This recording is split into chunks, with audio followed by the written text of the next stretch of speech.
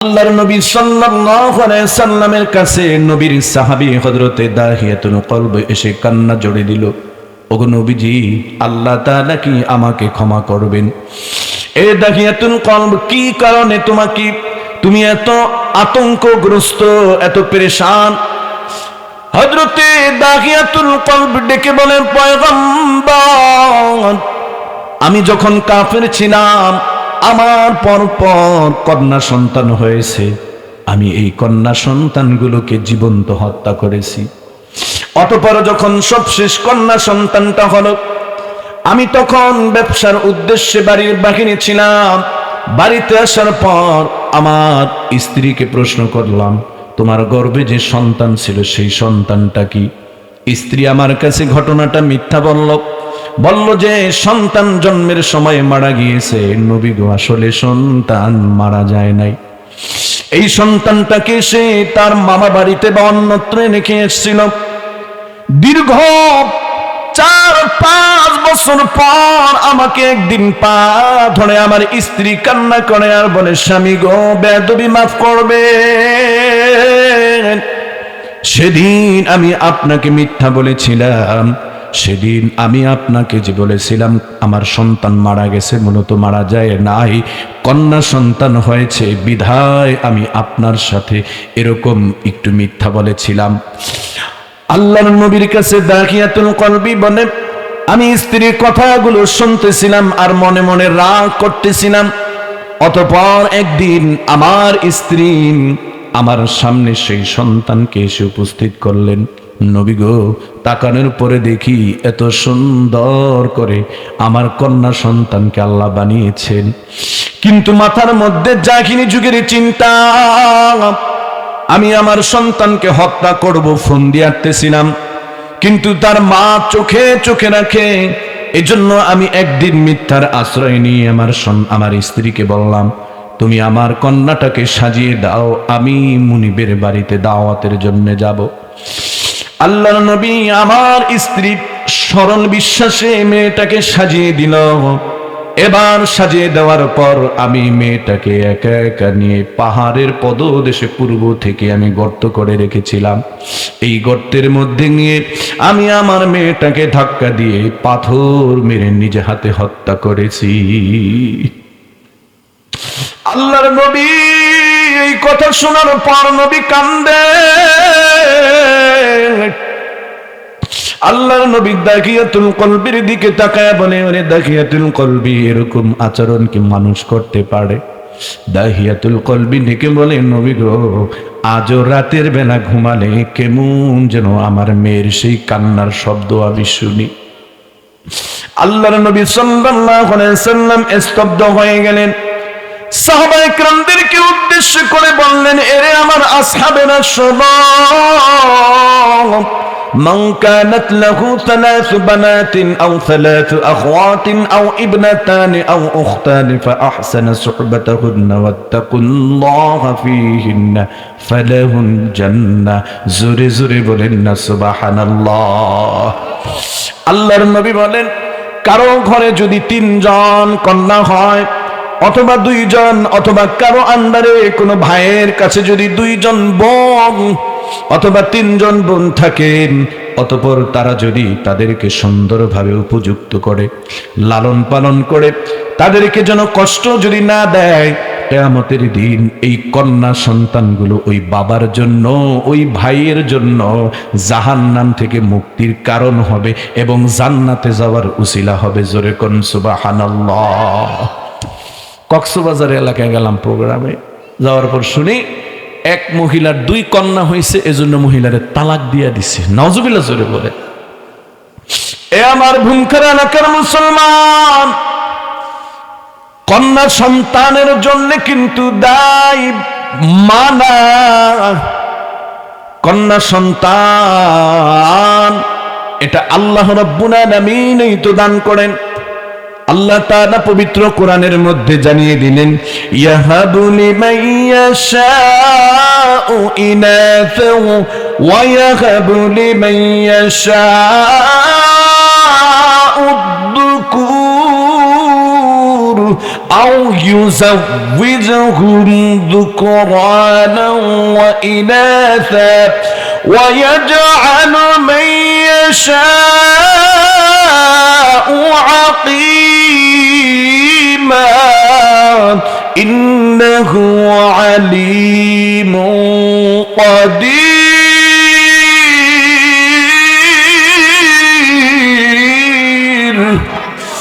আল্লাহ রাব্বুল আলামিন বলেন পৃথিবীর মানুষ সন্তান কন্যা হবে তাও নির্ধারণ করি আমি আল্লাহ, সন্তান ছেলে হবে তাও নির্ধারণ করি আমি আল্লাহ। আল্লাহ বলেন আমি কাউকে ছেলে দেই, আবার কাউকে শুধু মেয়ে দেই, আবার কাউকে ছেলেও দেই, কাউকে মেয়েও দেই, আবার কাউকে আমি ছেলে মেয়ে কিছুই দেই না। আমি আল্লাহ তাদেরকে বন্ধা করে সৃষ্টি করেছি। আল্লাহ সর্বজ্ঞানী সর্বশক্তিমান। জোরে কোন আল্লাহু আকবার, আরো জোরে বলুন আল্লাহু আকবার।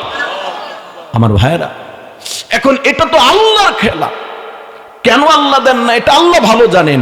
এখন আপনি যদি স্ত্রীকে এজন্য গালি দেন, মারেন, তাহলে তো উল্টা নির্যাতন হয়ে যাবে। উচিত ছিল যদি এই জন্য মার খাওয়ার, তাইলে মারটা খাইবে হইল স্বামী। ধরেন কথার কথা, এই যে একটা তাওয়া, এখানে আপনি কদু গাছ লাগাইলে এই তাওয়ার কি কোনো দোষ আসেনি? এখন যদি কোন তুই চাল কুমড়া কেন হলি না, তাহলে কি তাওয়ারে ভিড়াইলে কি কাজ হইব? আপনার ওই দানা পারছেন দোষ। তাহলে স্ত্রী কি স্বামী ব্যতীত সন্তান ধারণের ক্ষমতা রাখে? বুঝেন নাই মুরব্বী বাবাজিরা? আর ভাঙ্গে বুঝেন লাগবে তো। পিটান যদি খাওয়া লাগে, গালমন্দ যদি সহ্য করা লাগে, তাহলে সহ্য করবে তো স্বামী, সেটা উল্টা স্ত্রীর উপরে দেয়। জোরে বলেন নাউজুবিল্লাহ। এখন সন্তান দিলেন কন্যা আল্লাহ, আর আপনি হয়ে গেলেন বেজার ওই স্ত্রীর উপরে গালি করেন, এটা করেন। আরে ভাই, কন্যা সন্তান তো আল্লাহর পক্ষ থেকে একটা নেয়ামত। সুবহানাল্লাহ, জোরে বলেন। আমাকে আল্লাহ রাব্বুল আলামিন একটা ছেলে দিছে, দুইটা কন্যা দিছে। কি বলবো আপনাদেরকে, বাড়িতে গেলে অনেক সময় আমাকে একবার ঘরের ভিতরে ঢুকলে আবার বাইরে আয়া আবার ঢুকতে হয়। বলে কেমনে? ওই যে ছোট মেয়েটা ওইলো যদি দরজা খুলে, তাইলে বড় যেটা আছে হাফসা, ছোটটার নাম হুমায়রা। বড়টার বয়স হইল 5.5-6 বছর, ছোটটার এরকম 3 বছর। তো আগে যদি মেয়ে বড়টা দরজা খুলে, তাইলে ছোটটায় গইরাইয়া কান্দন। এখন আর আম্মু কয় কি আবার বাইরে যান। এমনকি রাত্র আইলাম সেই 11টা-12টা বাজে, এখন আবার বাইরে যাইতেব। এখন কি করবে? আবার বাইরে যায়, এরপরে ও দরজা খোলে, আলহামদুলিল্লাহ খুশি। আপনি চিন্তা করতে পারেন মেয়েগুলা কি? আমার মাঝে মাঝে গ্যাসের ওষুধ একটা খাইয়া অগ সামনে খাইতে পারি না, কারণ ও বড় মেয়েটা ও খাওয়াই দিব, নাহলে ছোট মেয়েটা খাওয়াই দিব। ও খাওয়াইতে পারলো না কে, এই জন্য আপনি এই আদর, এই মহব্বত ছেলেদেরকে খারাপ বলি না, ছেলেদের থেকে পাওয়া যায় না, কথা সত্য না মিথ্যা। আর আমাদের সমাজের কিছু মানুষ আছে, এই কন্যা সন্তান হইলে কেমন হয়ে যায়, এমনটি করবেন না। আল্লাহ আমাদেরকে বুঝ দিক, আমিন বলেন। তো 1 নম্বর, মেয়ে জাতির উপরে আমরা নির্যাতন করি কন্যা সন্তান হইলে, আছে না নাই? মনে পড়ে গেল, আমার এক মুসল্লি আমার থেকে বলে, হুজুর দোয়া করেন, প্রথম সন্তান তো কন্যা হয়েছে। তো আল্লাহ বলেন ঠিক না বে ঠিক? 1 দিন নয়, 2 দিন নয়, 2টি বছর মায়ের জাতি, এই নারী জাতি আপনাকে আমাকে দুধ পান করাইছে। 3 নাম্বার, এই মায়ের জাতি কিন্তু আপনাকে লালন পালন, স্নেহ ভরা মায়া মমতা দিয়ে লালন পালন করেছে। এজন্য ভাইরে, কখনো নারী জাতির সাথে খারাপ আচরণ নয়।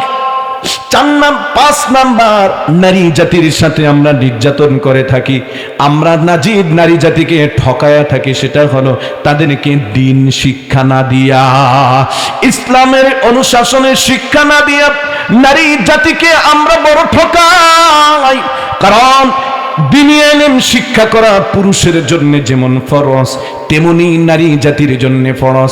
একটা নারী জাতি যদি জানে তার জন্য কোন কাজটা ফরজ, কোন কাজটা ওয়াজিব, কোন কাজটা সুন্নাত, তাকে কিভাবে বলতে হবে, কিভাবে চলতে হবে, কতটুকু তার সীমানা, কার সাথে তার দেখা করা জায়েজ, কার সাথে তার দেখা করা হারাম, এই বিষয়গুলো যদি নারীকে আপনি শিক্ষা না দেন, সন্তানকে শিক্ষা না দেন, আপনার কন্যাকে শিক্ষা না দেন, তাহলে এই মেয়েটা আস্তে আস্তে উল্টা পাল্টা শরীয়ত বিরোধী ভাবে চলবে। ঠিক না বে ঠিক? জোরে কর। এই 6টা পদ্ধতিতে আমরা নারী জাতিদেরকে বিভিন্নভাবে কষ্ট দিয়ে থাকি, কথা বলেন ঠিক না বেঠিক? আমার ভাইয়েরা, নারী জাতি অত্যন্ত সম্মানের জাতি, অত্যন্ত দামি। নারী সমাজ যদি ভালো হয়, এই গোটা পৃথিবীটা ভালো হতে বাধ্য, ঠিক না বেঠিক? জোরে বলেন। আমার ভাইয়েরা, আমি হাফিজুর রহমান এখানে আপনাদের সামনে বসছি, এটা আমার অবদান না, এই অবদানের পিছনে আমার মায়ের অবদান, আমার মায়ের আমার নানারও অবদান। একটু গল্পর আকারে একটু বলি, প্রশংসার জন্য না, অহংকার করো না। আমার মা যদি দিনদার না হইতেন, আমার নানু নানা যদি আমার মাকে দিনদারিত্ব শিক্ষা না দিতেন, তাহলে আমার আব্বা মাওলানা মানুষ, হুজুর মানুষ, আমার আব্বাও আমার মায়ের বিয়া করতো না, বা মানে হইতো না, এক কথায় বিবাহ শাদী হইতো না। দেখেন, আমার মার দিকের একটু দিনদারিত্বের কারণে এই দিনদারিত্ব কত প্রসার লাভ করছে, একটু খালি সূত্র মিলান। যেমন আমার মা, আমার দাদা, সরি আমার নানু, আমার নানা আমার মাকে দ্বীনি শিক্ষা দিয়েছেন। আমার মা হইল আলহামদুলিল্লাহ, আল্লাহর শুকুর, আলহামদুলিল্লাহ সুম্মা আলহামদুলিল্লাহ। আমার মায়ের ব্যাপারে যারা জানে, ওই যে পিছনে আমার খালাতো ভাই হিরু বসা আছে, নিরু বসা আছে, জিজ্ঞাসা করেন যদি সাদামি করি, ফালতু কথা কই, আমার চাচতো মামারও কোনোদিন আমার মায়ের মুখটা দেখে নাকি বলতে পারবে না। আমার মা রাস্তাটা হাইটা গেলে কেমনে যাইতো তাদের থেকে জিজ্ঞাসা করেন, এটা তো সাদামি কোনো ফখরের কথা না, এমন ভাবে চলতো। তো এই ছোট থেকে চলা, এই ক্ষেত্রে আমার নানাই খেয়াল করছে। অবশ্যই আমার মার নাম হইল উম্মে কুলসুম, ওরে বিয়া দিলে একজন হুজুর জামাই সাইয়া দিতে হইব। এবার আমার আব্বারে মনে করেন আল্লাহ মিলাই দিছে, হুজুর জামাই সাইয়া বিয়া দিছে। এবার কি হয়েছে, আমরা 4 ভাই 4 বোন, আমার 4 বোন আলহামদুলিল্লাহ দিনের পথে চলার কারণে তাদেরকে আবার দিনদার জামাই সাইয়া বিয়া দিছে, আলেম। সেই ঘরে যারা হয়েছে, কয়েকজন হাফেজ, কয়েকজন মুফতি, 3টা আমার ভাগ্নি, বড় বোন, মেজো বোন, সেজো বোন, প্রত্যেক 3 বোনের, ছোট বোনের হলো 3 মেয়ে, বড় প্রত্যেক বোনের হইলো, বড় বোনের 3 ছেলে, মেজো বোনের 3 ছেলে, এরপরে সেজো বোনের হইলো 1 ছেলে 1 মেয়ে, মানে 3 ঘরে মিলে 3টা মেয়ে, 3টা মেয়ে আলেমা, আলহামদুলিল্লাহ জোরে বলেন। এরপর ছোট বোনের 3 মেয়ে, এই 3 মেয়ের সে মাদ্রাসায় পড়াইতেছে। এরপর বড় 3 বোনের 3 মেয়ে যে বিবাহ দিছে, এই 3টা মেয়ের জামাই হাফেজ, মুফতি এবং অনেক ভালো আলেম। এরপর আমরা যারা ভাইরা আছে আলহামদুলিল্লাহ বিবাহ শাদী করতে গিয়ে ওইভাবে, আমার একটা ছেলে, বড় ছেলেটার নাম হানজালা ইসমাইল হোসেন, ও বয়স হইল 9 বছর, 9.5 বছর। আল্লাহর নবী বলেন, মানুষ মৃত্যুবরণ করলে সকল আমল বন্ধ হয়ে যায়, কর্তন হয়ে যায়। 3টা আমল অব্যাহত থাকে, এর মধ্যে একটা হলো সদকাতুল জারিয়া, আরেকটা হলো উপকৃত শিক্ষা, আরেকটা হলো নেককার সন্তান। আমার ভাইয়ের, আমার বন্ধুরা, নেককার সন্তান হলো এমন একটা সম্পদ, এই পৃথিবীতে আপনি অনেক সম্মানিত, অনেক দামি, অনেক সম্পদওয়ালার মুমিন। যদি আপনার সন্তানগুলো ইফতিজারা হয়, বখাটে হয়, বদমাশ হয়, নেশাখোর হয়, এলাকা দিয়ে আপনি হেঁটে যাবেন, হয়তো বা সামনে আপনাকে সম্মান করবে, ইজ্জত করবে, কিন্তু অগোচরে গেলেই বলবে লোকটা অনেক টাকাওয়ালা ছিল, অনেক ক্ষমতাশালী ছিল, কিন্তু সন্তানগুলো একটাও মানুষ হয় নাই। সন্তানের কারণে বাবা মায়ের ইজ্জত যায়, ঠিক না বেঠিক? জোরে কর। আবার যদি একটা মানুষ কম টাকার মালিক, বিল্ডিং নাই, বাড়ি নাই, ঘর নাই, আমার ভাইরা অত সম্পদ, ব্যাংক ব্যালেন্স নাই, যদি মানুষটা কোরআনের হাফেজ হয়, আলেম হয়, দিনদার মুত্তাকিন হয়, তাহলে দেখবেন মানুষটা বলবে ছেলেটা রিক্সা চালায়, কিন্তু ছেলে 3টা মানুষ বানাইছে, সবাই কোরআনের হাফেজ আলেম। এই মাসে, গত মাসের আমার ভাইরা, এই মাসের 3 তারিখ সম্ভবত আমার মাহফিল ছিল, ওই যে কি বলে চর নাচনা, সেখানে যাওয়ার পর দেখলাম একজন মানুষ, সাধারণ মানুষ, সেই লোকটা অনেক কষ্ট করে সংসার চালায়। একটা মেয়ে হাফেজ হয়েছে, 3টা ছেলে হাফেজ। আমার ভাইয়েরা, জানতে পারলাম এই ছেলেগুলো হাফেজের অর্ধেক শিখছে তার মায়ের থেকে, কারণ তার মা একজন কোরআনের হাফেজা। বলেন না সুবহানাল্লাহ। এই জন্য আমার ভাইয়েরা, সন্তান ভালোর জন্য মায়ের বড় অবদান। হযরতে আব্দুল কাদের জিলানী রাহমাতুল্লাহ আলাইহির কাছে একদিন তার খাস মুরিদ গিয়ে প্রশ্ন করলো, হুজুর গো, আমি আপনাকে একটা প্রশ্ন করি, বলো হুজুর, আপনি এত সুন্দর আমল, এত সুন্দর আপনার কথা, এত সুন্দর ব্যবহার, ওগো বড় পীর আমার শায়েখ, এই সুন্দর আমলগুলো আপনি কার কাছে শিখলেন? আব্দুল কাদের জিলানী রহমাতুল্লাহ আলাইহি চক্ষু দিয়ে টপ টপ টপ টপ করে পানি পড়া শুরু হয়ে গেল। মুরিদটা নিজে মনে কষ্ট অনুভব করে পা জড়িয়ে ধরলেন, বললেন, হুজুর, মনে হয় আমি আপনাকে ব্যথা দিয়ে ফেলেছি, কষ্ট দিয়েছি, হুজুর গো, আমাকে আপনি মাফ করে দিবেন।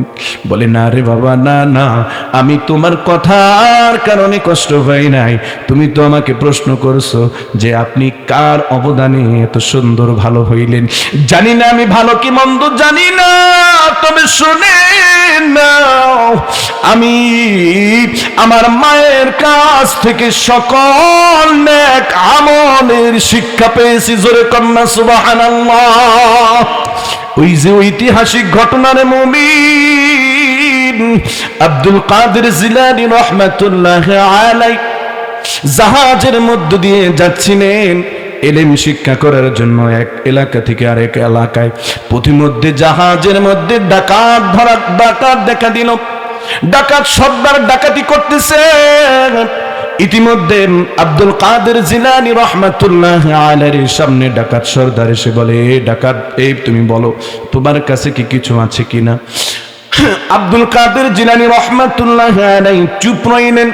কিছুক্ষণ পর বললেন, হ্যাঁ, আমার কাছে অনেকগুলো স্বর্ণ মুদ্রা আছে। বলে, কোন জায়গায়? বলে, এই পায়জামার নিচে মা সেলাই করে দিছে যেন পইরা না যায়। আব্দুল কাদের জিলানী রহমাতুল্লাহ আলাইহি ছোট্ট শিশু। ডাকাতটা আশ্চর্যান্বিত হয়ে তাকিয়ে আছেন। সকল ডাকাত, অন্য ডাকাতগুলো এসে ভিড় জমানো। মানুষগুলো আশ্চর্য হয়ে গেল, এত ছোট্ট শিশু, ও তো মিথ্যাও বলতে পারতো, কিন্তু কেন মিথ্যা কথা বললো না? ডাকাত সর্দারের মধ্যে কৌতূহল জাগলো। এরে বাবা, বলো, তুমি তো এই কথাটা গোপন রাখতে পারতা, কেন তুমি এভাবে বলে দিলে? এবার আব্দুল কাদের জিলানী রহমাতুল্লাহ আলাইহি বলেন, শোনেন, আমার মা আমাকে বলেছেন, বাবা, কখনো জিন্দেগিতে মিথ্যা কথা বলবা না। মিথ্যা মানুষকে ধ্বংস করে, সত্য মানুষকে মুক্তি দেয়। আমার মায়ের শিক্ষা, আমি যদি বলতাম আমার কাছে কিছু নাই, হয়তো আপনি আমাকে ছেড়ে দিতেন, আমি চলে যেতাম, কিন্তু আমার বিবেককে আমি বুঝাইতে পারতাম না, মিথ্যা প্রতারক হিসাবে চিহ্নিত হয়ে যাইতাম আমার বিবেকের কাছে, আমি মিথ্যাবাদী। এজন্য মায়ের শিক্ষা অনুযায়ী আমি কোনোদিন মিথ্যা কথা বলবো না, নিয়ত করেছি, এজন্য আমি সত্য কথা বললাম। আব্দুল কাদের জিলানী রহমাতুল্লাহ আলাইহি ছোট্ট শিশু, সত্যের প্রভাবে ডাকাতের দলগুলো এমন ভাবে আসর হলেন, এমন ভাবে প্রভাব ফেললেন তাদের কলিজার উপরে, সকল ডাকাতগুলো স্তব্ধ হয়ে গেলেন।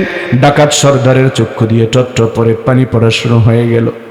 এবার ডাকাত সর্দার ডেকে বলেন অন্য ডাকাতদেরকে, এত ছোট্ট শিশু কত সুন্দর ব্যবহার দেখালো, দেখো একটা মিথ্যা কথা পর্যন্ত বলল না, আর আমরা কত অপরাধ করি। এবার ডাকাত সর্দার বলতেছে, যার কাছ থেকে আজকে ডাকাতি করেছো সকলের সম্পদগুলো বুঝাইয়া দাও। আর আব্দুল কাদের জিলানী ছোট্ট মানুষটার হাতে ডাকাত সর্দারে না কেমন যেন তওবা করে জীবনের তরে ভালো হয়ে গেল। জোরে বলেন আল্লাহু আকবার। এই গুণটা মায়ের। আওয়াজ দিয়ে বলেন কার? জোরে বলেন কার? এই জন্য ইহুদি খ্রিস্টানরা অনেক অ্যানালাইসিস করেছে, অনেক গবেষণা করেছে যে এই মায়ের জাতিদেরকে যদি ফিতনা ফাসাদ বিভিন্ন ঝামেলার মধ্যে না জড়ানো যায়, তাহলে মুসলমানদের বিরুদ্ধে আমরা কখনো জয়ী হতে পারবো না। এজন্য ইহুদি খ্রিস্টানরা নারী জাতির পিছনে লাগছে। কোথায় লাগছে জোরে বলেন? এজন্য দেখবেন গ্রামীণ ব্যাংক বলেন, ওই ব্যাংক বলেন, সেই ব্যাংক বলেন, আশা বলেন, হতাশা বলেন, বুড়ো বাংলাদেশ বলেন, যত কিস্তি মিস্তি সব আছে, এরা কিন্তু পুরুষরে দেয় না। কথা বলেন ঠিক না ঠিক? এরা মহিলাদেরকে দেয়, কারণ এরা জানে মহিলাদেরকে যদি ঘর থেকে বের করা যায় তাহলে এই মহিলা আর মহিলা থাকে না, এই মহিলা দায়ুস হয়ে যাবে। মহিলা কেন মহিলাকে মহিলা বলা হয় জানেননি? মহিলাকে মহিলা বলা হয় এজন্যে, কারণ আল্লাহ তাআলা মহিলাদের মহলে থাকার জন্য, পর্দার মধ্যে, ঘরের মধ্যে থাকার জন্য আল্লাহ বলছেন। আল্লাহ রাব্বুল আলামিন মহিলা জাতিদের ইজ্জত আবরু রক্ষার জন্য আল্লাহ তাআলা আদেশ করলেন, ওয়াকারনা ফি বুয়ুতিকুন্না ওয়াদাতাবাররাজনা তাবাররুজাল জাহিলিয়াতিল উলা। আল্লাহ রাব্বুল আলামিন বলেন, হে মহিলা সম্প্রদায়, তোমাদের জন্য ঘরে থাকাটাই শোভনীয়, উত্তম। তোমরা ঘরে থাকো, বের হইও না। কেন মহিলাদেরকে ঘরে থাকার জন্য বললেন? কারণ মহিলাদের ঘরে থাকার পিছনে 5টা মৌলিক কারণ আছে।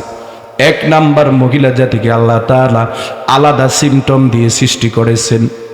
এই পৃথিবীর মধ্যে যত আকর্ষণীয় জিনিস আল্লাহ সৃষ্টি করেছেন, আল্লাহ নিজে বলেন, হুব্বুশ শাহাওয়াতি মিনান নিসা, সবচাইতে আকর্ষণ করে, সবচাইতে সৌন্দর্য দিয়ে আল্লাহ নারী জাতিদেরকে সৃষ্টি করেছেন।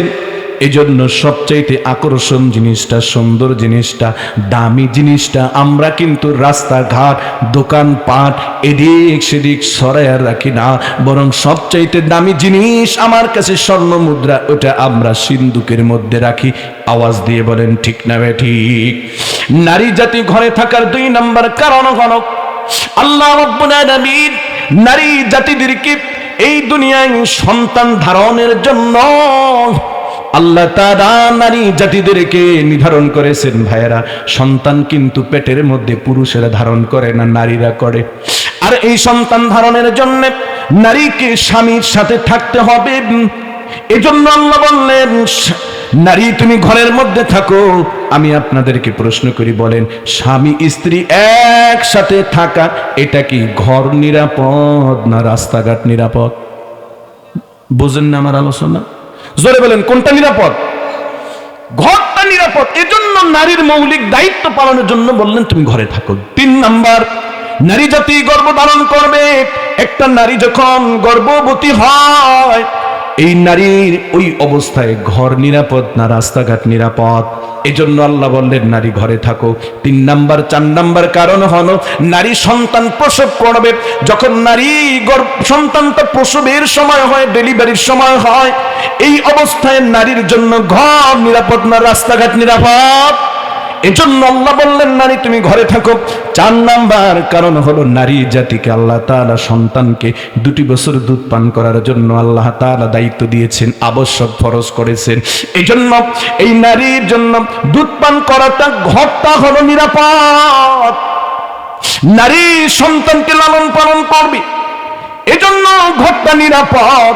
এজন্য আল্লাহ বললেন নারী তুমি ঘরের মধ্যে থাকো। তবে বাহিরে যেন যেতে পারবে না, ব্যাপারটা এমনটি নয়, প্রয়োজনে বাহিরে যাবে, কিন্তু আল্লাহ বলেন ওয়ালা তাবাররুজনা তাবাররুজাল জাহিলিয়াতিল উলা, তুমি জাহিলি যুগের ন্যায় বাহিরে বের হইও না, জাহিলি যুগের ন্যায় নারী হইও না। তাহলে জাহিলি যুগের নারীদের কিছু বৈশিষ্ট্য আমাদের জানার দরকার আছে না নাই? কথা কথা আছে না নাই? জাহিলি যুগের নারীদের 1 নাম্বার বৈশিষ্ট্য ছিল, জাহিলি যুগের নারীরা স্বামীর অনুপস্থিতিতে অন্য পুরুষকে জোগাড় করিয়া তাদের সাথে কথাবার্তা বলতো।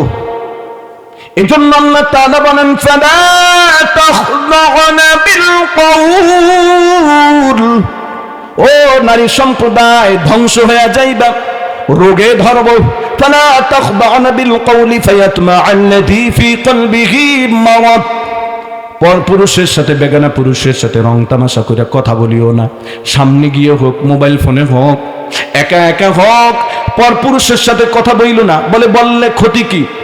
ফালা তাখদাউনা বিল কওলি ফায়াতমাআল্লাযী ফী কলবি, এই কলবের মধ্যে রোগ হবে।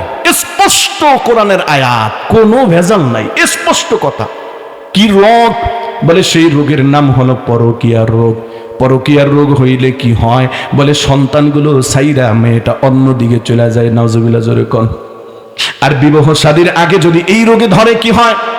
বলেন নারী জাতির কথার মধ্যে শয়তান এমন ভাবে জাদু মিশাইয়া দেয়, যেই পুরুষটা একবার ওই আসর জাদুর আপনার ফকরে পইরা যায়, ওই পুরুষটার মাথাটা গরম হইয়া যায়। মা সর্বোচ্চ সম্মান সূচক শব্দ হইল মা, সবচাইতে মায়াবী শব্দ হইল বোন। এরে বোন, বোনের আবদার নিয়ে বলে গেলাম, মায়ের আবদার নিয়ে মা বলে গেলাম, এই দুনিয়া কিন্তু কিছু না। আজকে সৌন্দর্য আছেন, এমন একটা দিন আসবে আপনার শরীরটা ভেঙে পড়বে, ইচ্ছা করলেই এক নল হাইটা যেতে পারবেন না। এই তো আমার নাসির ভাইয়ের মা, আমার বড় খালা, আহারে দীর্ঘদিন অসুস্থ ছিল, আজকে 3 বছর যাবত আমার মাও অসুস্থ। এ ভাই হাঁটতে পারে না, চলতে পারে না। এ ভাই কার কখন চলে আসে মৃত্যু গো মা জানা নাই। এজন্য হাতে ধরে পা ধরে মা গো, সন্তান হিসাবে, বোন রে ভাই হিসাবে অনুরোধ করে গেলাম, আপনি মাকে বড় ভালো হওয়া লাগবে, কারণ মা ভালো হইলে ওই ঘরের সংসারের সন্তানগুলো ভালো হয়। ঠিক না বেঠিক? জোরে। হযরতে কুতুবউদ্দিন কাকি রহমাতুল্লাহ আলাইহি বড় অলিভ, ছোট্ট মাত্র 4.5 বছর বয়স, মাদ্রাসায় খাজা মাইনুদ্দিন চিশতি রহমাতুল্লাহ আলাইহির কাছে পড়তে দিয়ে আসলেন কুতুবউদ্দিন কাকি রহমাতুল্লাহ আলাইহি। উস্তাদ খাজা মাইনুদ্দিন চিশতি জিকে বলেন, এর কুতুবউদ্দিন, কিছু কি কোরআন পড়ে আমাকে শুনাইতে পারবা? কুতুবউদ্দিন বলে, হ্যাঁ পারবো। এবার কুতুবউদ্দিন রহমাতুল্লাহ আলাইহি এক বসায় সূরা ফাতিহা পড়লেন, সূরা বাকারা পড়লেন, সূরা আল ইমরান পড়লেন, সূরা নিসা পড়লেন, সূরা মায়েদা পড়তে পড়তে পড়তে এক বসায় পবিত্র কোরআনের 14 পারা মুখস্থ শুনায় দিলেন। সুবহানাল্লাহ বলেন।